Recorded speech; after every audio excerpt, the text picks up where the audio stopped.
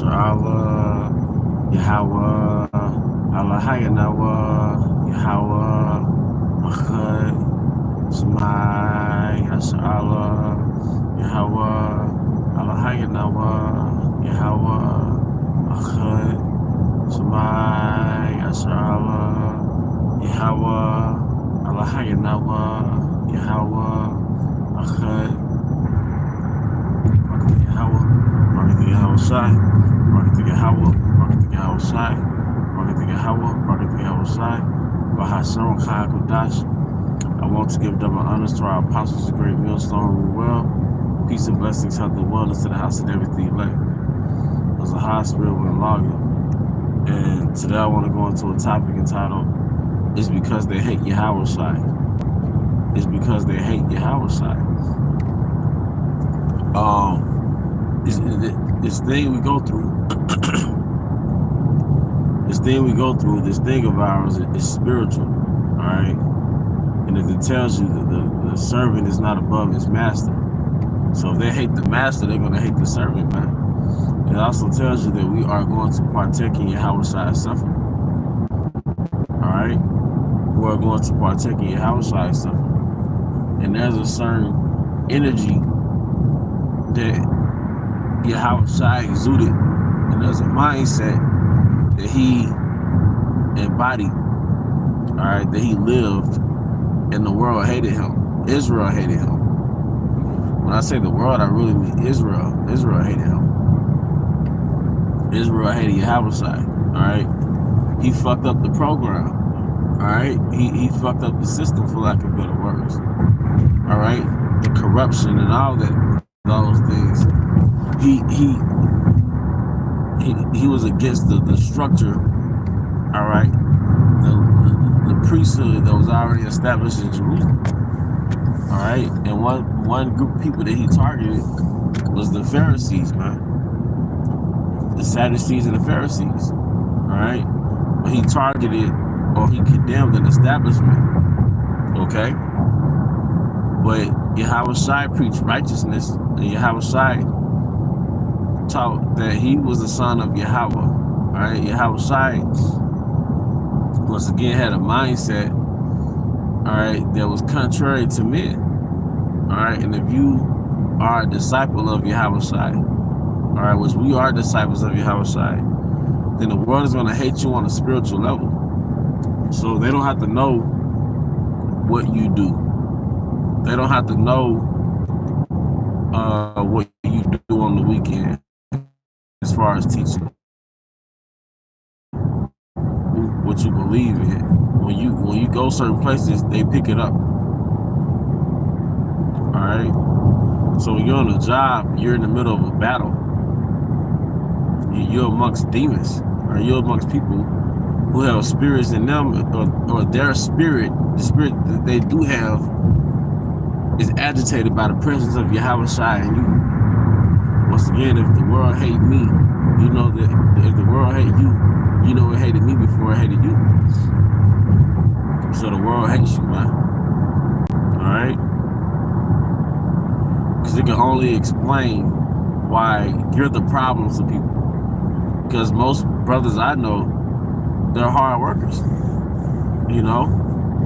And I'm quite sure sisters go through the same thing. Most brothers I know, they play it by the books at work for the most part. So why is it there's a mindset that you're the problem? All right? They don't know you. But you have people with less work ethics or whatever it may have you, and they don't have that same treatment for people. You see?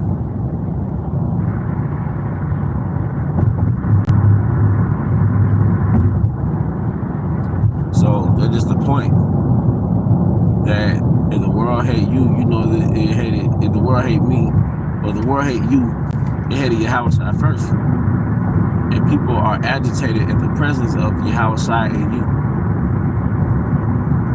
All right, it only makes sense. And Satan is petty. Something Elder Mama said a while back. Satan is petty, man. So people are going to do little petty things, all right, that agitate you. Because Satan can't harm you. We have a covering.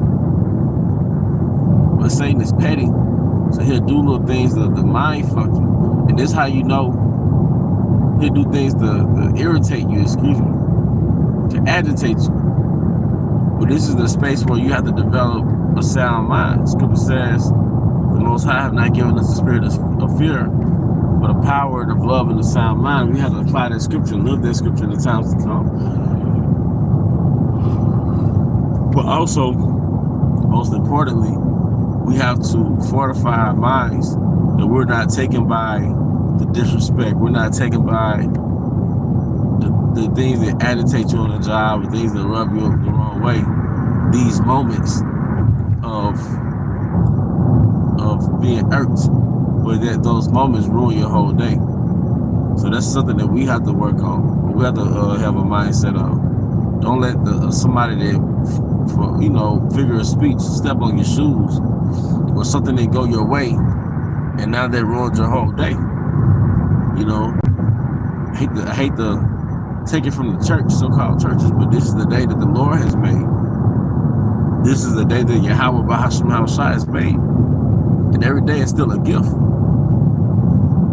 Every day is a gift. Every day is a canvas. And you get to decide what you're going to paint on that canvas, as far as your activities, as far as your thinking, your attitude, your mindset. So this is a day that Yahweh has made. So a lot of times the negative that we go through can become our reality in our mind. All right, but the negative usually is just one moment, or just little moments, but they live inside your head rent free. So I mean, that's pretty much the point, is that we know why they do it, and we know why the world hates us. We know we're contrary to the world, so that creates friction between you and people, all right, unintentionally. But also, we can't let these things dominate our minds, all right? We can't give people access to ruin our peace. You can't control certain things. You can't control certain people or certain words or certain things that people do, but you can only control how it impacts you, and not give people keys to your mind like that.